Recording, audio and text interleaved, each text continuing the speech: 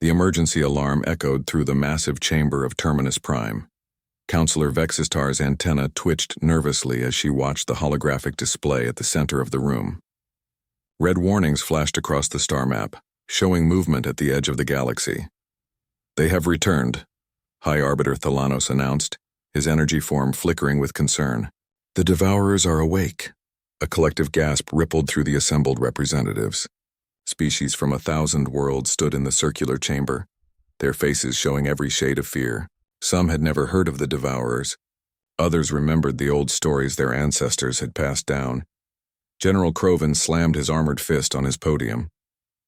10,000 years we thought them gone. 10,000 years of peace wasted. Ambassador Yoon Minho stood quietly in the human section, his face calm as he listened. Earth had only joined the galactic community 3 months ago. He was still learning the complex politics of this vast alliance. But the word Devourers needed no translation. The fear in the room told him everything. "All member species and candidates must respond," Thalanos continued. "Send your fleets to the Thalax expanse. We will build a defensive line. We will stop them before they reach our worlds." For the next hour, species after species reported their military strength. The Frelan Collective would send 800 ships. The Korthan Empire boasted 2,000 warships ready for deployment. Even the Peaceful Wisdom Caste promised 300 vessels equipped with their most advanced weapons. Yoon listened and calculated.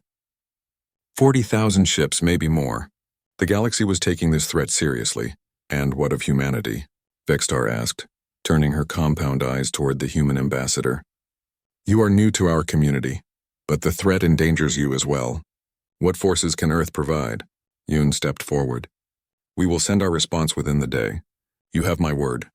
"Numbers, Ambassador," General Croven demanded. "We need numbers." "How many ships?" "I will inform you when our command makes their decision," Yoon replied politely. The general's mandibles clicked in annoyance, but he said nothing more. The meeting continued late into the night cycle. By the time it ended, exhaustion showed on every face, human and alien alike. Yoon returned to his quarters and immediately opened a secure channel to Earth. The conversation lasted 20 minutes. When it ended, he sat in the darkness thinking about what was coming. The next morning, he delivered humanity's response to the Council. "Earth will send 1 ship," he announced. Silence filled the chamber. Then someone laughed. Then another. Soon dozens of species were laughing or making their equivalent sounds of amusement. "1 ship?" Vextar repeated, her voice filled with disbelief. "Surely you mean 1 fleet?" "No, Counselor. 1 ship." General Croven stood, his massive frame towering over his podium. "Is this a joke? Does humanity mock this council during our darkest hour?" "We do not mock anyone," Yoon said calmly. "I have delivered Earth's official response. 1 ship is coming. Then humanity is either foolish or cowardly." Another voice shouted from across the chamber. 1 ship is nothing. It is an insult." Yoon's jaw tightened, but his voice remained steady.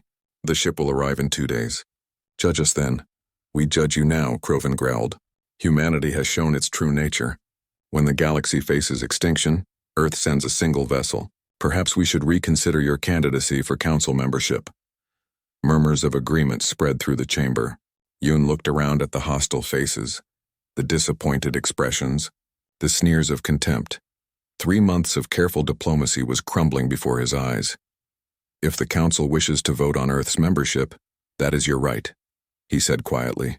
"But our ship is still coming, and it will fight beside you." Thalanos raised a glowing hand, calling for order. "Enough! Humanity has responded to our call.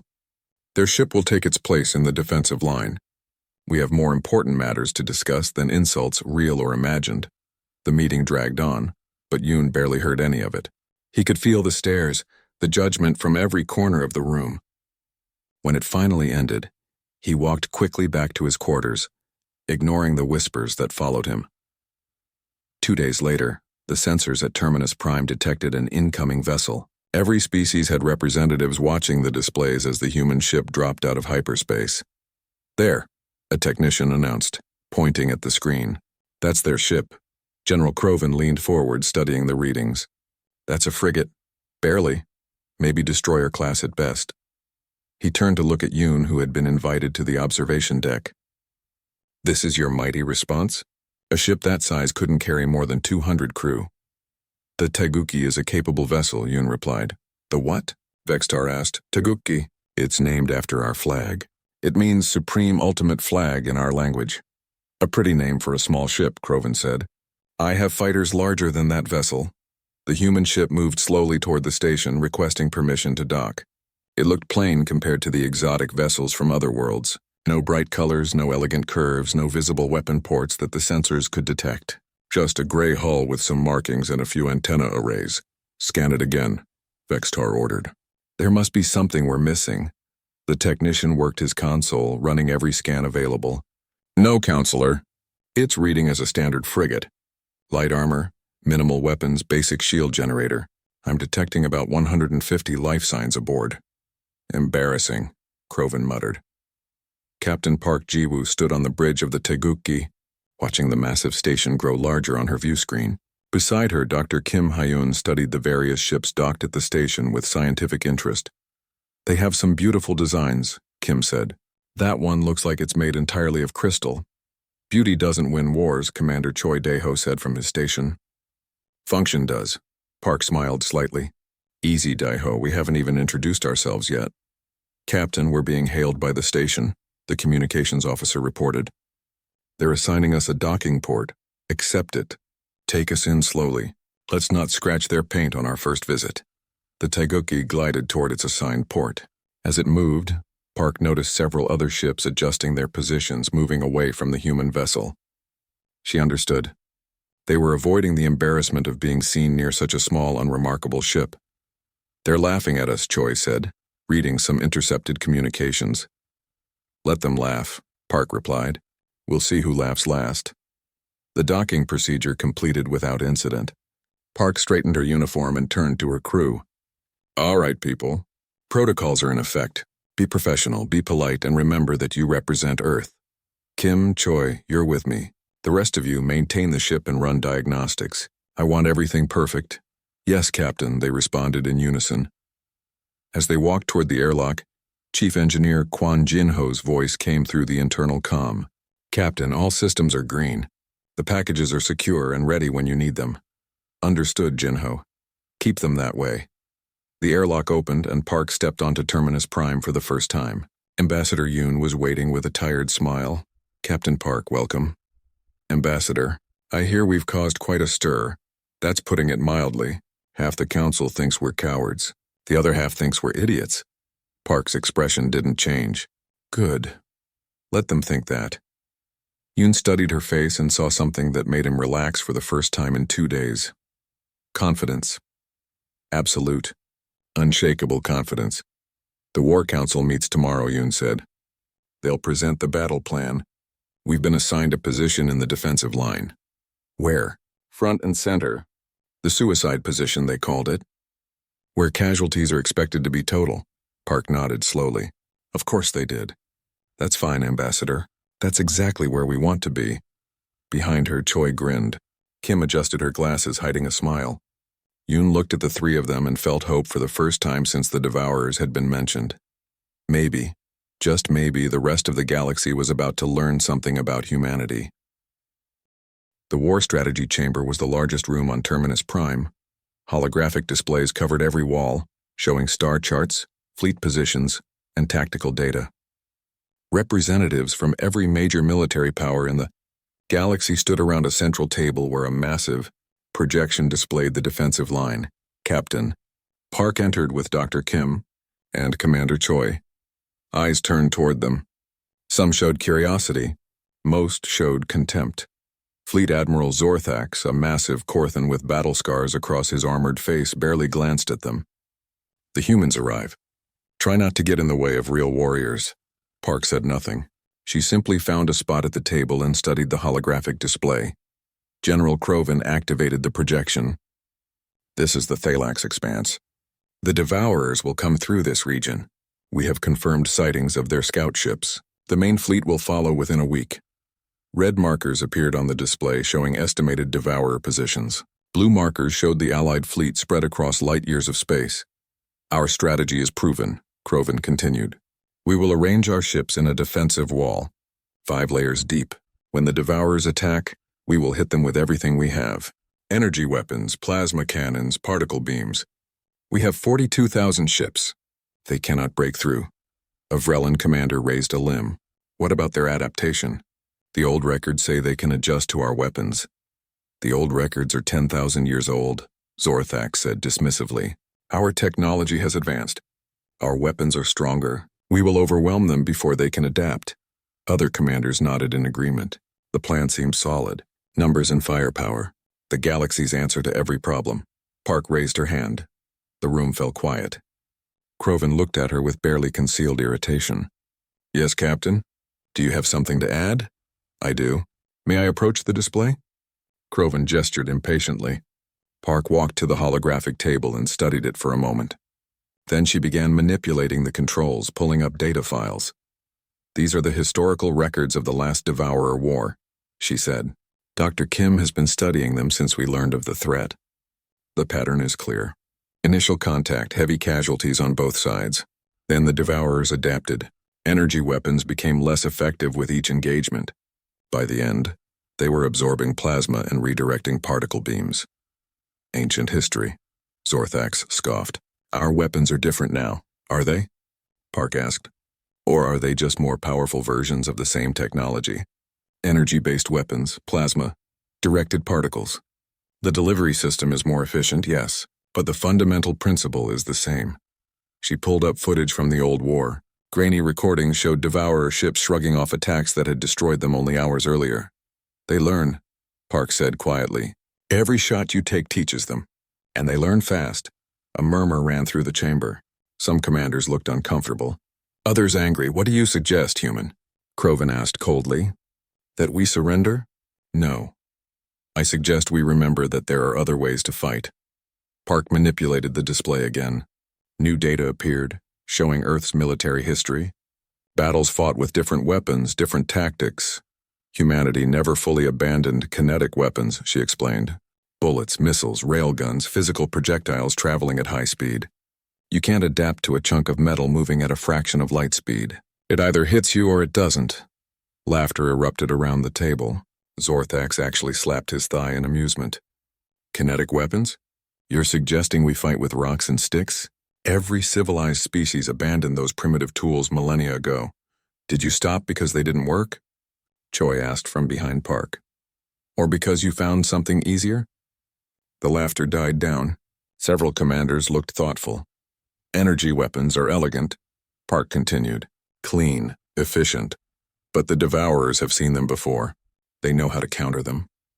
But kinetics? Physical mass accelerated to extreme velocities? That's just physics. You can't adapt to physics. Vextar, who had been watching silently, spoke up. You make an interesting point, Captain. But even if kinetic weapons work, your one ship cannot make a difference. What can one vessel do against thousands? Park met her eyes. Put us at the front. Give us the position you think is suicide. Let us show you what one ship can do. Gladly, Kroven said. Frontline center position, directly in the path of the main assault. If you want to prove humanity's worth, that's where you'll do it. Or die trying. Understood, Park said calmly. The meeting continued for hours. Battle plans were refined, positions assigned, communication protocols established. Park listened to it all, her expression neutral. When it finally ended, the commanders filed out, most of them ignoring the human delegation entirely. Admiral Zorthax paused near Park. I've fought in 17 major battles, human. I've seen species that thought they were special get torn apart. Your one ship will last maybe 10 minutes in that position. I hope your death serves as a lesson to your leaders about the cost of arrogance. Perhaps it will be a lesson, Park agreed. Just not the one you expect. Zorthax snorted and left. Dr. Kim waited until they were alone in the chamber. Captain, they're not completely wrong. The front center position is designed for maximum casualties. It's where they expect the heaviest fighting. Ships placed there are usually expendable, Park finished. I know, that's why it's perfect. You want to explain that? Choi asked. Park pulled up the tactical display again, studying the defensive line. They're arranging their fleet to survive. Layers of ships, fallback positions, rotating defenses. It's all about lasting as long as possible. But that's not how you win. She highlighted the center position. This is where the Devourers will focus. This is where they'll commit their strongest forces. And this is exactly where we need to be. Because? Kim prompted. Because that's where we can do the most damage. That's where we can show them something they've never seen before. Choi grinned. I like where this is going. Get back to the ship, Park ordered. Tell Jinho to begin final preparations. Tell Soman to run combat simulations against the Devourer data. And tell Unji to prep the Marines. If we get a chance, we're taking one of their ships. Boarding actions? Kim asked in surprise. Captain, we don't know if humans can even survive on a Devourer vessel. Then we'll find out. This is about more than just defending a line, Kim. This is about showing the galaxy what humanity can do, what we've been preparing for since we looked up at the stars and wondered what else was out there. They made their way back to the Teguki. As they walked through the station, they passed groups of alien warriors. Some pointed at them and whispered. Park caught phrases in various languages translated by her neural implant. Suicide run. Dead already. Shame, really. She ignored them all. Back on the ship, the crew was waiting. Park called a general assembly in the main hangar. 300 faces looked up at her. Not the 150 that the station's sensors had detected. The extra crew had been hidden in shielded compartments waiting. All right, people, listen up, Park announced. In 3 days, we move to the defensive line. In approximately 6 days, the Devourers will arrive. The galaxy expects us to die quickly and quietly. They think one ship cannot make a difference. They think we're fools for coming here. She paused, looking at each face. But we know better. We know what the Teguki really is. We know what humanity can do when we're pushed. And we know that sometimes one ship is all you need. Cheers erupted through the hangar. Park let them celebrate for a moment, then raised her hand for silence. Chief Engineer Kwan, status report. Jinho stepped forward. All systems are green, Captain. The packages are secured and ready for deployment. Once we're clear of the station, we can begin the transformation sequence. Estimated time, 45 minutes. Lieutenant Bay. The tactical officer saluted. Weapon systems are running at 98% efficiency. I've loaded the combat simulations. We've run through 70 different scenarios. We're ready, Sergeant Lee. The Marine commander grinned. My people are ready to kick some ass, Captain. Just point us at the enemy. Pilot Han? Fighter squadron is prepped and loaded. New munitions are locked in. We've been practicing the deployment sequence. We won't let you down. Park nodded, satisfied. Good, we have 3 days. Rest, train, and prepare. When the battle starts, there's no room for mistakes. Dismissed. As the crew dispersed, Commander Choi approached. Do you really think we can hold that position alone? Park looked at him steadily. I don't think we need to hold it. I think we need to break their attack so completely that they forget about formations and defensive lines. I think we need to remind them why humans are dangerous. And if we fail, then at least the galaxy will know we tried. In orbit around Terminus Prime, the Galactic Fleet continued to assemble. 42,000 ships from hundreds of worlds, the largest military force in recorded history, all preparing to face an enemy that had nearly destroyed civilization 10,000 years ago. And among them, one small gray ship that no one paid attention to. One vessel that sensors read as insignificant. One ship that the galaxy had already written off as lost. Inside that ship, 300 humans prepared for war. The Thalax expanse stretched before them like an ocean of stars. 42,000 ships hung in formation, their hulls reflecting distant starlight. The defensive line was impressive, a wall of military might spanning 3 light hours across. Captain Park stood on the bridge of the Teguki watching the display. They had taken their assigned position 12 hours ago. Front and center, exactly where the enemy would hit hardest. Captain, we're receiving messages from nearby ships, the communications officer reported. Commander Rethkal of the Vornesh destroyer wishes to speak with you. Put him through. A reptilian face appeared on the screen. Rethkal looked genuinely concerned. Captain Park, I wanted to contact you before the battle. Your ship is positioned directly in the primary attack vector. When the Devourers arrive, you will face the full force of their assault. I'm aware, Commander. Please understand there is no shame in repositioning. Your species is new to galactic warfare. No one expects... We will remain in position, Park interrupted gently. But thank you for your concern. Rethkal's expression showed frustration and sadness. Then I wish you a warrior's death, Captain Park. May your sacrifice be remembered. The communication ended. Park looked at her crew. No one spoke, but she could see the determination in their eyes. Lieutenant Bay, time to Devourer arrival. 3 hours, 17 minutes, Captain. Commander Choi, begin transformation sequence. Let's show them what we brought to this fight. With pleasure, Captain. Choi's fingers moved across his console. Deep within the Teguki, systems that had been dormant for weeks suddenly powered up. The ship began to vibrate. On the sensor screens of nearby vessels, alerts started flashing. Energy signatures from the human ship were spiking. Power readings were climbing impossibly high. Rethikal stared at his display in confusion. What are they doing? His sensor officer looked panicked. Sir, the human ship, it's changing. I'm reading massive energy output. The hull is moving. Ships don't move. Hulls are solid. Not theirs, sir. Across the defensive line, commanders watched in shock as the Teguki transformed. Hull panels that had seemed solid began to separate. The small frigate they had dismissed started to expand. Sections that had been compressed folded outward. Hidden compartments revealed themselves. The gray panels fell away completely, revealing the true ship beneath. Black armor bristled with weapon ports. Massive railgun turrets emerged from concealed bays. Missile racks deployed along the spine of the vessel.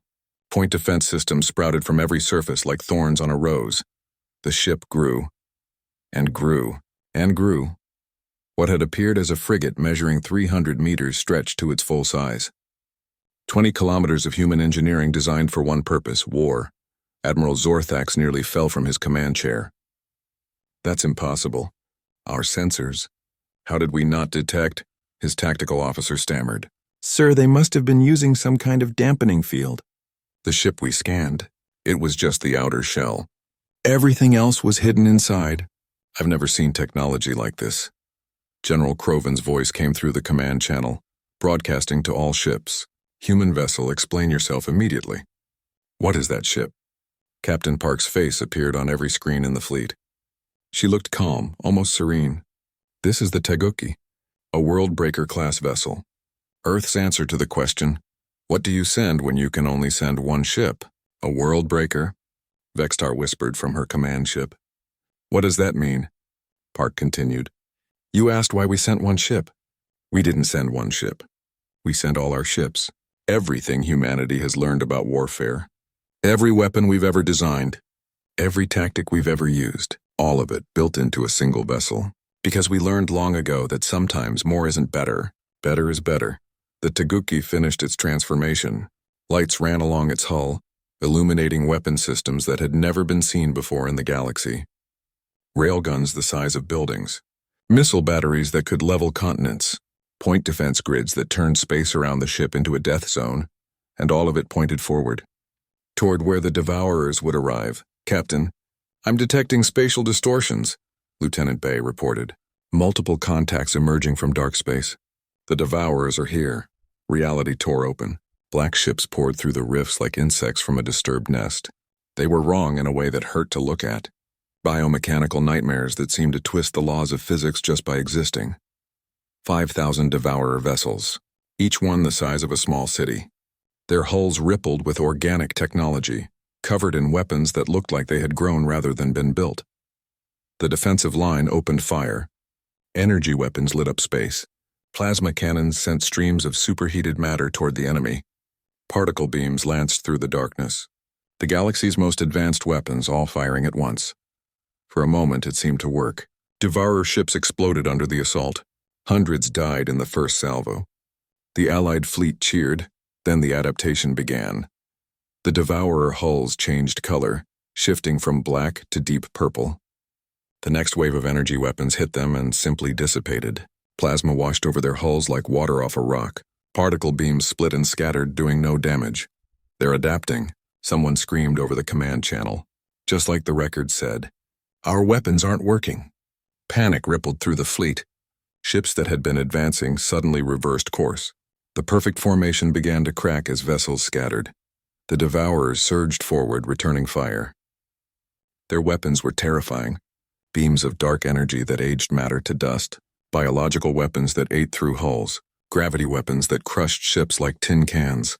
Allied vessels started dying. One destroyer simply ceased to exist, torn apart by gravitational forces. A carrier's hull aged 1,000 years in seconds, crumbling to rust. A battleship was consumed by something that looked like black fire, its screams echoing across open channels before cutting off suddenly. Commander Rethkal's ship shook from a near miss. "Fall back. All ships fall back to second line." The retreat became a rout. Thousands of ships fled, abandoning the front line. In minutes, the carefully planned defense collapsed. Only one ship didn't move. The Taguki held its position, alone in front of the advancing Devourer horde.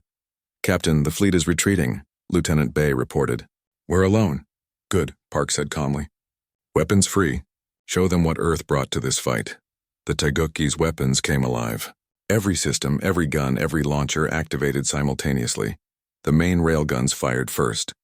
Tungsten rods the size of telephone poles accelerated to 0.9% light speed. They crossed the distance to the nearest Devourer ship in seconds. The rounds hit with the force of nuclear weapons. The Devourer's hull, which had shrugged off energy weapons, simply exploded. Metal and organic matter scattered across space. "Direct hit," Bay shouted. "Target destroyed." "Continue firing. All weapons, free targeting." The railguns fired again and again. Each shot turned a Devourer ship into debris. Unlike energy weapons, there was nothing to adapt to. You either survived being hit by a chunk of metal moving at relativistic speeds, or you died. The Devourers died. The missile batteries opened up next. Thousands of missiles streaked from their launchers. Not energy missiles. Not plasma warheads. Old-fashioned chemical explosives wrapped around nuclear cores. Simple, brutal, effective. The missiles swarmed the Devourer formation. When they detonated, the explosions bloomed like flowers. Nuclear fire washed over enemy hulls. Ships that had adapted to energy weapons had no defense against the raw physics of atomic detonation. They burned. Targets destroyed, multiple hits confirmed, Bay reported, her voice rising with excitement. "Captain, they're trying to adapt to the kinetics, but there's nothing to adapt to. It's just mass and velocity. They can't change physics." The Devourers tried to swarm the Taiguki, perhaps thinking that getting close would help. They learned why that was a mistake. Point defense systems activated. Thousands of close-in weapon systems covering every angle of the ship. Rapid-fire railguns, laser point defense, missile interceptors. Every Devourer fighter or missile that came within range was shredded. Dr. Kim watched the battle from her science station, gathering data. "Captain, I'm analyzing their biology. The Devourers are partially organic. They're vulnerable to kinetic trauma because their organic components can't regenerate fast enough when subjected to physical destruction." "Good to know. Target their largest vessels." The Taguki fired a new weapon. Mass drivers buried deep in the hull. Launched chunks of asteroid at significant fractions of light speed. The improvised projectiles hit a massive Devourer command ship. The impact was spectacular. The enemy vessel folded in on itself, crushed by the kinetic energy.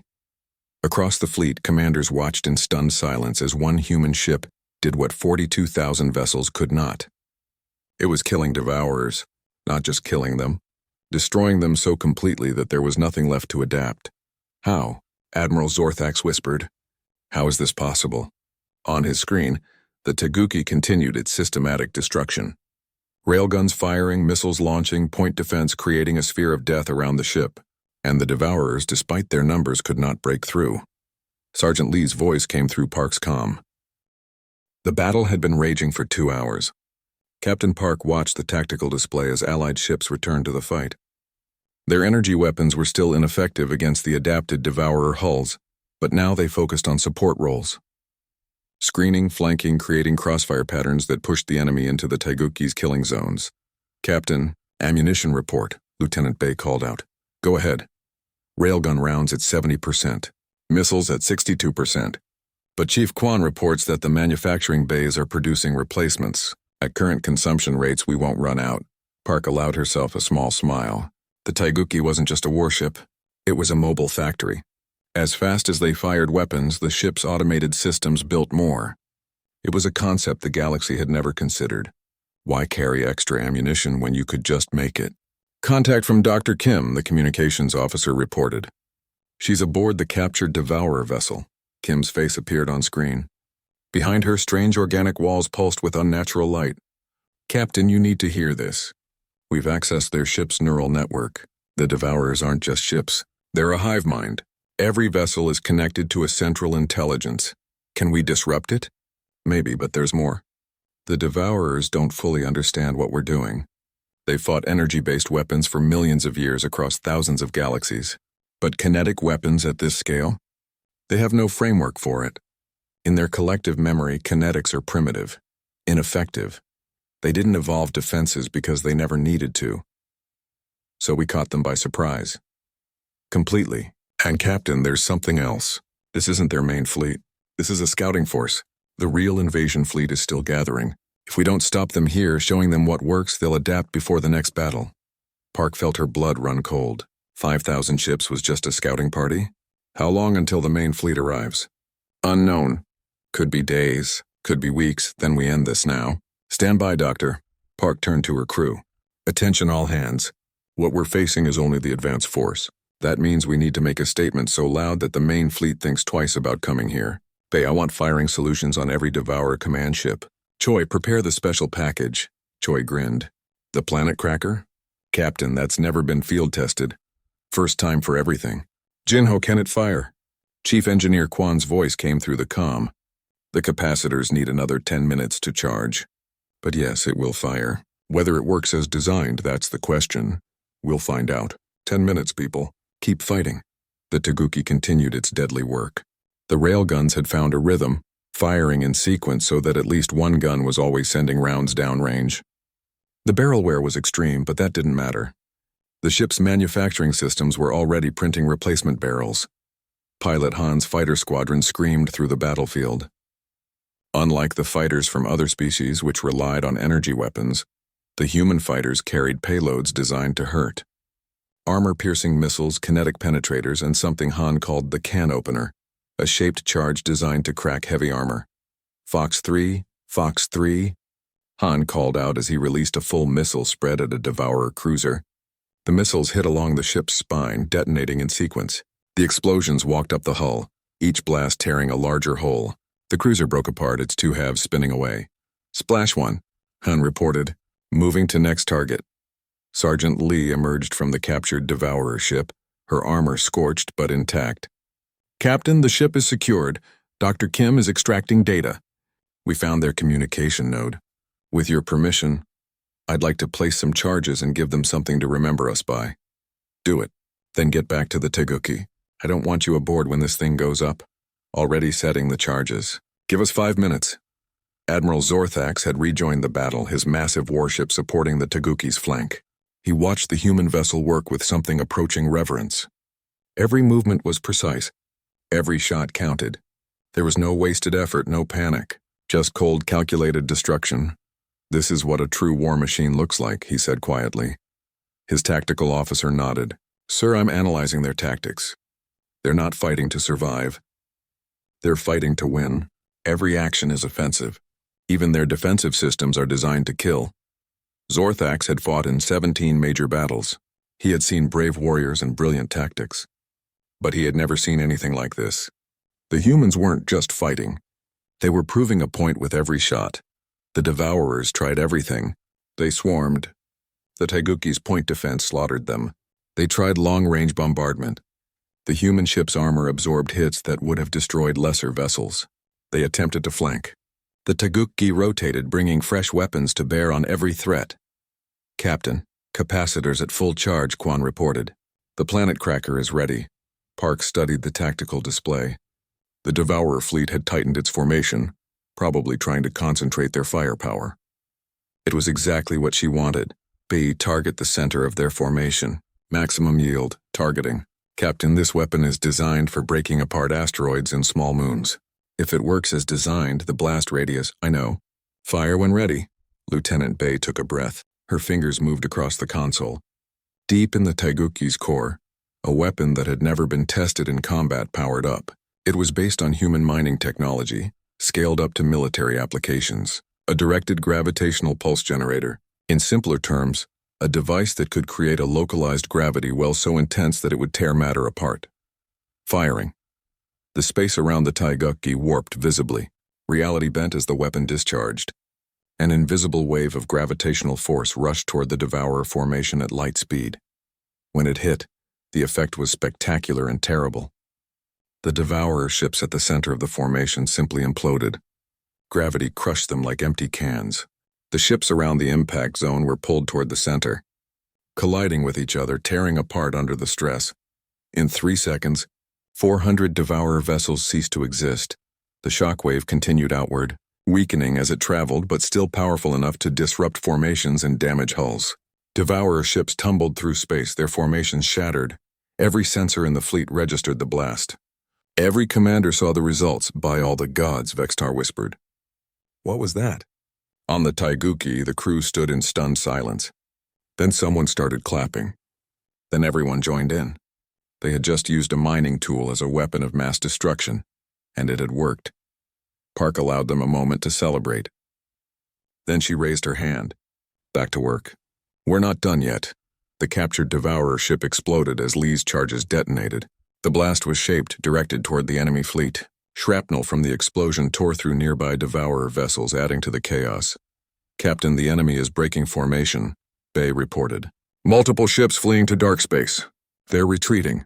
Don't let them. I want firing solutions on every ship trying to escape. The Taiguchi's weapons swiveled, tracking fleeing vessels. Railgun rounds crossed millions of kilometers in seconds. Missiles pursued ships into their retreat. The message was clear. No escape, no mercy. Commander Rethkal's ship moved alongside the Taiguchi. Captain Park, my weapons are ineffective, but my sensors are still functional. Transmitting targeting data to you now. There's a cluster of command ships trying to escape at bearing 270. Received. Thank you, Commander. No, Captain. Thank you for showing us how to fight. The combined fleet worked together now, not as 42,000 separate ships, but as one force. The Allied vessels couldn't hurt the Devourers directly, but they could spot targets, coordinate attacks, and block escape routes. And the Taiguchi provided the killing blow every time. 2 more hours passed. The Devourer force was decimated. Of the 5,000 ships that had arrived, less than 300 remained. Those survivors fled into dark space carrying stories of a new horror they had encountered. The battle was over. Captain Park stood on her bridge, looking at the debris field that stretched across light minutes. Thousands of wrecked ships, both Devourer and Allied. But they had won. Casualty reports? She asked quietly. Lieutenant Bay worked her console. Allied fleet lost 8,412 ships. Another 6,000 heavily damaged. But Captain, that's remarkable. Initial projections suggested we would lose over 30,000 vessels in the first engagement. The Taiguchi's intervention saved tens of thousands of lives. Park nodded slowly. 8,000 ships, hundreds of thousands of beings dead. But it could have been so much worse. A damage report on our ship. Hull integrity at 87%. Minor damage to outer armor sections. Point defense grid at 91% functionality. Main weapons fully operational. We're ready for another fight if needed. Let's hope we don't need to. Open a channel to the fleet. Her face appeared on screens across the defensive line. Park looked tired but unbroken. This is Captain Park of the Taiguchi. The enemy has been driven off. Well done to all Allied forces. Your courage and coordination made the difference. We will hold this line together. The response was immediate. Ships across the fleet broadcast their acknowledgement. 3 days after the battle, Captain Park stood in the Grand Assembly Hall on Terminus Prime. The chamber was packed with representatives from every member species of the Galactic Council. This time there was no laughter, no mockery, only silence and attention. High Arbiter Thalanos floated at the center of the chamber, his energy form pulsing with warm colors. Captain Park Jiwoo of Earth, please step forward. Park walked to the central platform. She wore her formal uniform, crisp and clean, though she felt more comfortable in her combat gear. Ambassador Yoon stood nearby, beaming with pride. Captain Park, Thalanos began, the Galactic Council has witnessed something unprecedented. One vessel holding a line that 40,000 ships could not. Weapons that no one believed would work proving devastatingly effective. And courage that inspired an entire fleet to return to battle. On behalf of all member species, I offer you the Council's deepest gratitude. The chamber erupted in applause. Park stood quietly, accepting it but not reveling in it. When the noise died down, Thalanos continued. The Council has questions. We would like to understand. You said the Taiguchi represents all of Earth's ships. Please explain what you meant. Park nodded. A holographic display activated behind her, showing the Taiguchi's schematics. When Earth learned of the Galactic Council, we knew we would face challenges, possibly threats. We had a choice: build thousands of ships like everyone else or do something different. She manipulated the display, highlighting different sections of the ship. We chose different. The Taguki is not just a warship. It is a mobile base, a factory, a research station, and a fleet carrier all in one. Every weapon system humanity has ever designed is represented here. Every tactical doctrine we've learned from thousands of years of warfare. Admiral Zorthax spoke up. But why? Why not build many ships? Why concentrate everything into one vessel? Because of how humans think, Park replied. We're persistence hunters. On our world, humans survive not by being the strongest or fastest, but by being stubborn. We chase prey until it collapses. We solve problems by refusing to give up. One ship means one target to protect, one crew to train, one system to maintain. But that one ship carries everything we need to win. Dr. Kim stepped forward, joining Park. If I may add something, Captain? Park nodded. Kim addressed the assembly. Other species saw energy weapons as evolution. You moved past kinetics because they seemed primitive, but humans never saw it that way. We saw kinetics as a tool like any other. We kept improving them while also developing energy weapons. That's why we had an answer to the Devourers when no one else did. General Croven stood. He looked different now. Less arrogant, more thoughtful. Captain Park, I spoke harshly to you before the battle. I called your approach foolish. I was wrong. I see now that humanity's way of war is different from ours. But I have a question. What happens when the main Devourer fleet arrives? Even your remarkable ship cannot fight tens of thousands of enemies. Park met his eyes. You're right, General. One ship cannot fight that many. That's why we're not alone anymore. She manipulated the display again. New information appeared showing incoming vessels. Earth sent the Taguki as our first response. But we have more. 3 additional Worldbreaker-class vessels are en route. They'll arrive in 2 weeks. And behind them, construction has already begun on 12 more. The chamber fell silent. Vextar's antenna twitched. 15 of these vessels? Captain, the resources required to build even one ship of that size are significant, Park agreed. But humanity has unified for this. Every nation on Earth is contributing. Every factory, every shipyard, every resource is focused on one goal: survival. Not just ours, but the galaxy's. Commander Choi appeared on the platform via hologram. He was aboard the Taiguchi, coordinating repairs. If I may interject, the Council should also know that we're sharing our technology.